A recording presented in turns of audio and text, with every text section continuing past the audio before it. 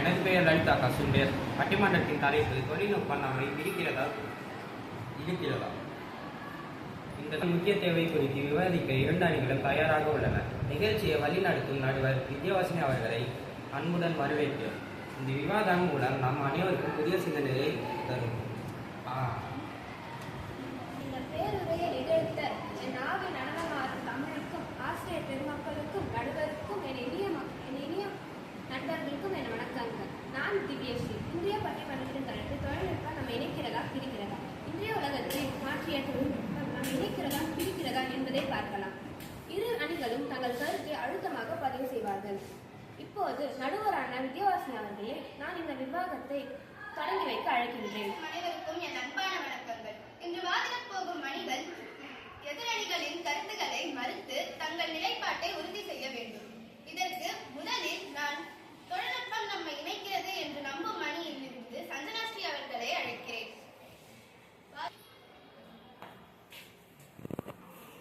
கல்லில் ஒளி எழுப்பி கடல் அலையில் நடனமாடி புல்லாங்குழல் வழிய பூர்ண சுவையாக்கி சொல்லுக்கு சுவையூட்டும் செந்தமிழ் வாழியவே. சிந்தி வரும் மெய் துளியில் என்னை கூட செந்தமிழில் பேச வைத்த பைந்தமிழ் வாழியவே.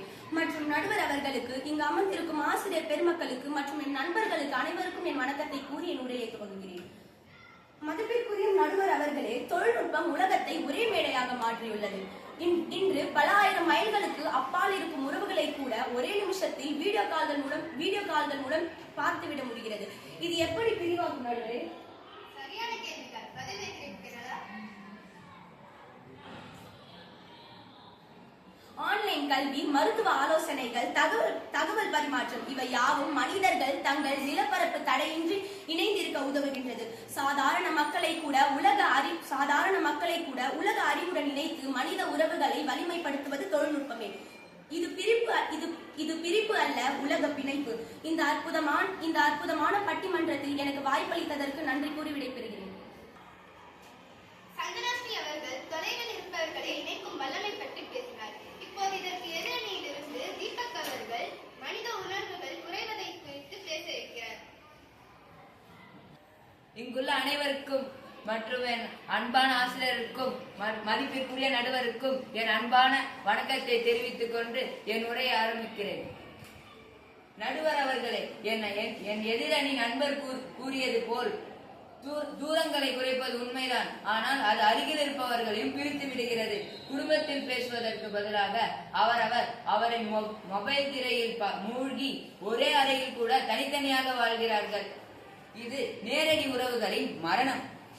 மெய்நிகர் உலகின் அதிகமான ஈடுபாடு உண்மை உலகை பலவீனமாக்கிறது. தொலைபேசி திரையில் பரிமாற்றம் அதிகமாகிறது. ஆனால் அதில் மனித உறவு இமோஷன் குறைகிறது. குடும்பங்களில் இருந்த இடைவெளி தொழில்நுட்பம் நம்மை பிரிக்கிறது என்பதற்கான நேரடி எடுத்துக்காட்டு. நன்றி.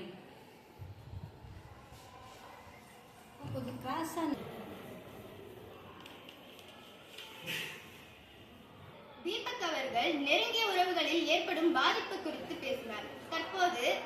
தற்போது இதற்கு எதிராக வாதிட ஆதித்யா அவர்களை தொழில்நுட்பம் நம்மை இணைக்கிறது என்னும் அணியிலிருந்து வரவேற்கிறேன். என் நண்பர் குடும்ப இடைவெளியை பற்றி பேசினார்.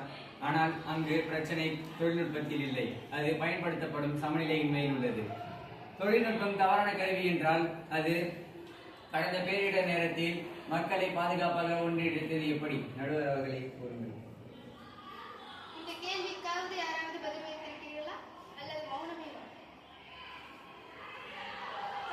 ஆன்லைன் படிப்புகள் லட்சக்கணக்கான மாணவர்களை ஒன்றிணைத்தது. வீட்டிலிருந்தே வேலை வாய்ப்பு கொடுத்து பொருளாதாரத்தை இணைத்தது. ஆகையால் கருவி பயன்பாட்டு வரம்பை மீறுவது பயனாளியின் தவறு. நன்றி. ஆதித்யா அவர்கள் சமநிலையின்மைதான் காரணம் என்ற கருத்தை முன்வைத்தார். இப்போது இதற்கு எதிராக வரம்பு மீறல் ஏன் ஏற்படுகிறது என்று கூறுவாரா பார்க்கலாம். தர்ஷன் அவர்களை அழைக்கிறார். வரம்பு மீறல் நடப்பதற்கு முக்கியமான காரணம் தொழில்நுட்பத்தின் அடிமையாகும் தன்மையே ஆகும். குழந்தைகள் வெளியில் விளையாடுவதை தவிர்த்துவிட்டு மணிக்கணக்கில் திரையில் உட்கார வைக்கும் ஒரு கருவி மனித உணர்ச்சியில் குறைந்து தனிமையே ஆகும். இது வெறும் பயன்பாட்டு பிரச்சனை அல்ல. சமூக ஊடகங்களில் கிடைக்கும் லைக்குகள், மனிதர்கள் நேரடி தொடர்பில் கிடைக்கும் உண்மையான அரவணைப்பை மறக்கச் செய்கிறது. உண்மையான உரையாடல்கள் குறைந்து இயந்திரத்தனமான உறவுகள் உருவாகுகின்றன. இது பிரிப்பின் மிக தெளிவான அறிகுறி. நன்றி. அடிமையாக்கும் தன்மைதான் பிரிவின் வேர் என்கிறார் தர்ஷன். இந்த மாற்றத்தை எதிர்கொள்ளவும் வரவேற்கிறோம் என்று சொல்லவும் சந்தோஷ் அவர்களை அழைக்கிறேன். தொழில்நுட்பம் அடிமையாக்குகிறது என்பது பழைய வாதம். அது நம்மை அடிமையாக்கவில்லை, மாறாக மாற்றுகிறது என்றும் கூறலாம். தொழில்நுட்பம் நமக்கு புதிய வேலைவாய்ப்புகளையும் புதிய கண்டுபிடிப்புகளையும் வழங்குகிறது. ஒரு துறை சார்ந்த நிபுணர் உலகில் உள்ள எந்த மூலையில் உள்ள மாணவருக்கும் கற்றுத்தர முடியும்.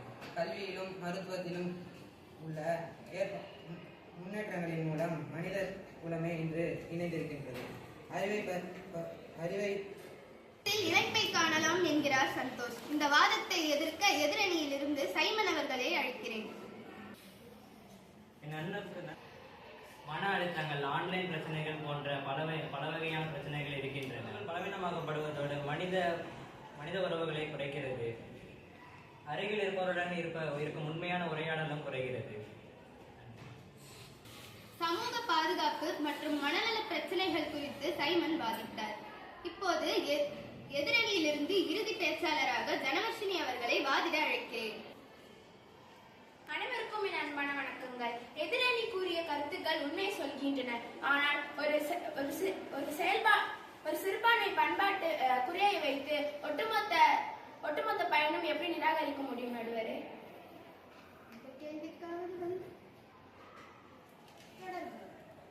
தொழில்நுட்பம் நம்மை பிரிக்கவில்லை, அது மனித குலத்தையே ஒன்று சேர்க்கின்றது. இந்திய கல்வி வளர்ச்சி, உலக ஒத்துழைப்பு போன்றவை மனிதர்களை நெருக்கமாக்குகின்றன. இது பிரிப்பு அல்ல. இன்றைய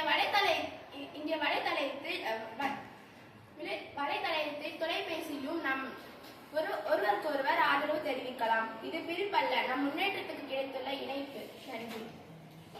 உலகளாவிய இணைப்பு என்னும் கோணத்தில் தனது பேச்சை நிறைவு செய்துள்ளார் ஜனவர்ஷினி. தற்போது எதிரணியில் இருந்து இறுதி பேச்சாளராக மேகா ருப்பல் அவர்களை அழைக்கிறேன். இத்தனை வாதங்களையும் சுருக்கி என் பிரிவே மேலோங்குகிறது என்பதை விளக்குங்கள்.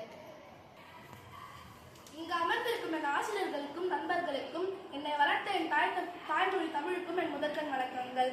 நடுவர் அவர்களே, உலக இணைப்பு முக்கியம்தான். ஆனால் இன்றைய நிலவரம் வித்தியாசமானது.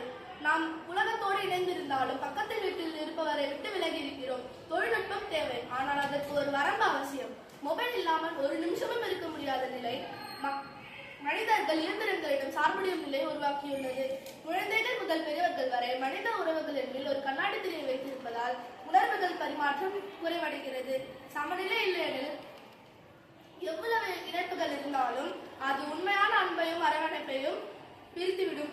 ஆகவே பிரிவே மேலோங்குகிறது என்று கூறி என் உரையை நிறைவடைகிறேன். தங்களது வாதங்களை மிகவும் சிறப்பாகவும் விறுவிறுப்பாகவும் முன்னெடுத்தனர்.